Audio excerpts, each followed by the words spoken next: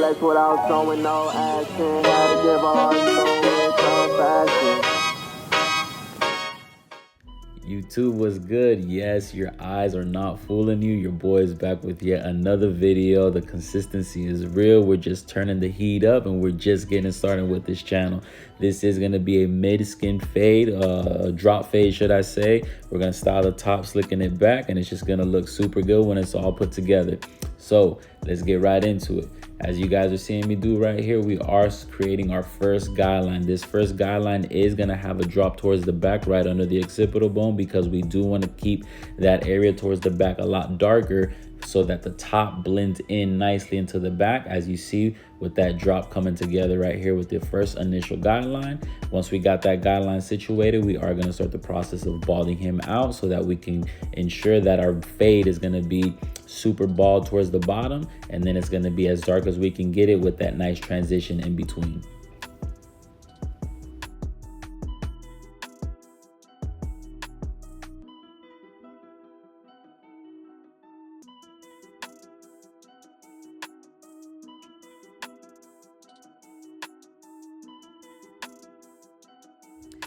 So now what we're going to do is we're going to want to comb the hair in the direction that we want to feed that guard. We want to cut right against the grain. So what we're going to do is comb it down, and then we're going to come in with our number 2 guard all the way open, and we're going to start cutting against the grain, creating that first panel, so to speak, because this is going to be the highest point. We don't want to go higher than this number 2 all the way open.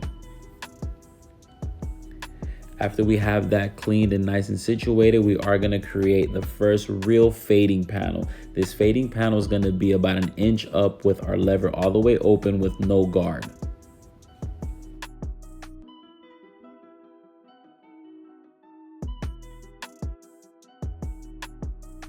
Once we have that first panel situated, what we are going to do is we're going to close the lever all the way closed, and we're going to start to blend out that initial guideline that we created at the beginning of the fade until we meet that half guideline that we just created.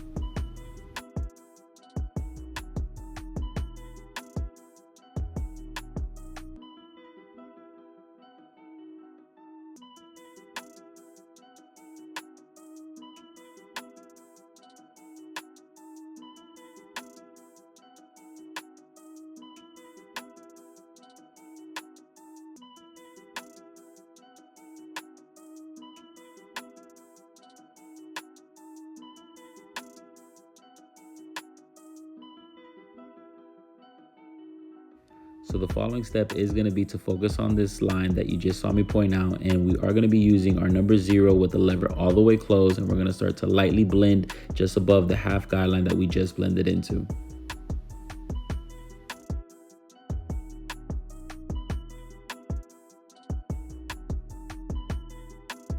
We're going to follow that up by opening up the lever all the way open, still using our number 0 guard. The key here is going to be to blend with our number 0 all the way open, all the way into that number 2.5 that we did at the beginning of the haircut. And the reason why we're going to skip the 0 close and the 0 open is because we want to create a quick transition from super light to super dark. In other words, from skin to that number 2.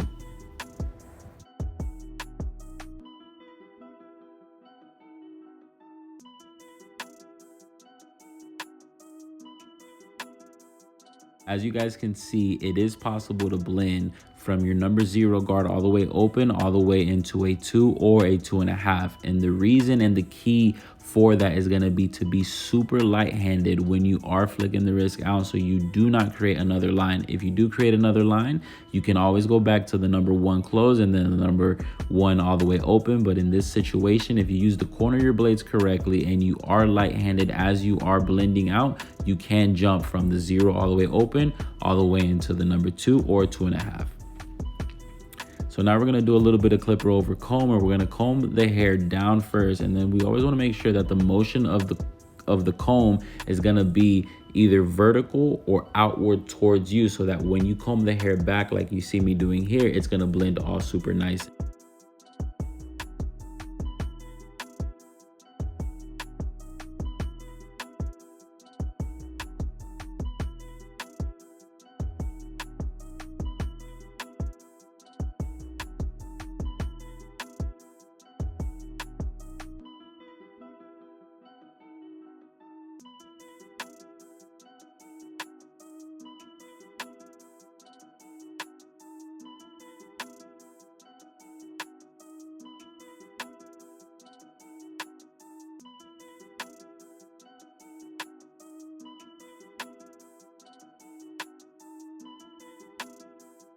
So now on the left side, I am going to be speeding it up a little bit just for the purpose of not dragging this tutorial out. But I do want you guys to focus on the steps that I am going to be using on this left side.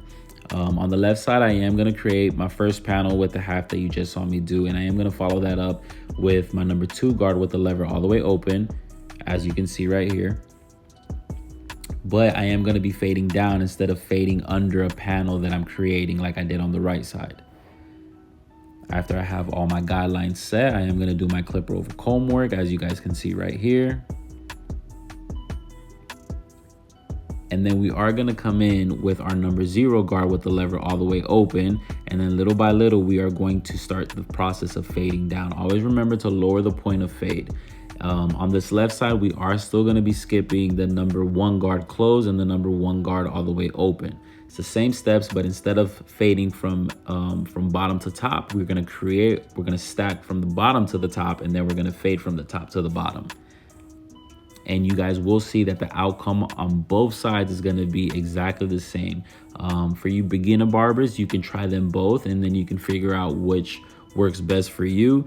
For me, I can fade both sides of the hair exactly identical. It does take time, but if you are learning and you are wanting to try something new, I do recommend trying both out and then just seeing what fits you. To each their own, and whatever works. As long as you can create a blurry fade, amen. Salute to you.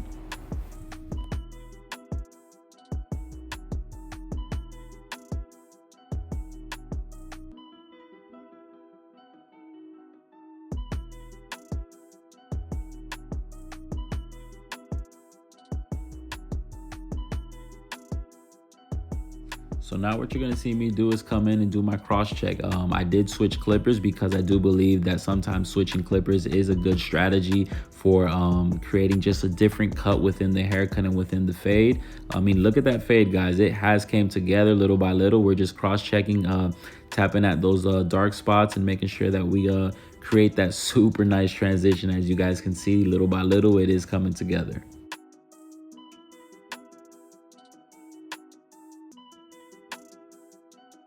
Now that we got the fade on point and out of the way, we are going to start the lineup process. You are seeing me do the vertical bars here. I am using my wall detailers, and we're just going to, after creating that nice sharp vertical bar, we are going to go right into the peak. You guys have heard me say it before: vertical bars, then the peak, then start to draw in that C cup with the edge of your clipper, or edge of your trimmer, I'm sorry. Clean up the front a little bit. He does like to keep it as natural as possible, but we're just gonna clean up any hairs that are hanging over, the little baby hairs that don't want to grow out. Do the same thing on the left side that we do on the right side. Look at that nice blend, guys. That nice drop. Everything is super nice and super consistent. Making sure that we always clean up any dark spots when we are doing our cross check and our detail work. Use the corner of your trimmer here to create that nice C cup. Clean the baby hairs in the front as requested. And everything truly does come together, guys. Just trust the process. So now we're gonna wet the top so that we can come in and do some shear work. So I will let you guys focus and pay attention to this part of the tutorial.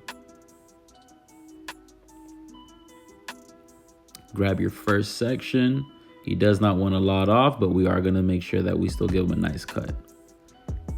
After your initial first cut, you will see that what we're going to be cutting right into and making sure that we keep everything super nice and even from front to back.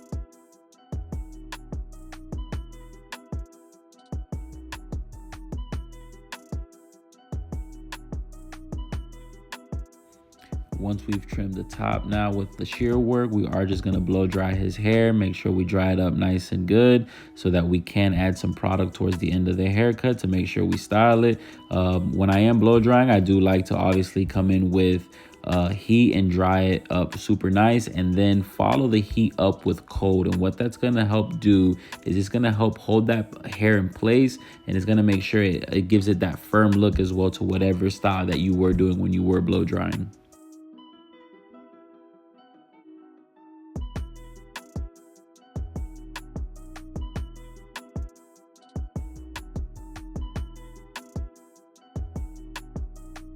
So now we get to do the razor work, always making sure we're stretching the skin out and making sure that we're cleaning our client up with the razor, with the grain and against the grain. We want to make sure that we clean all the stubbles up and making sure that that edge is as crispy as possible.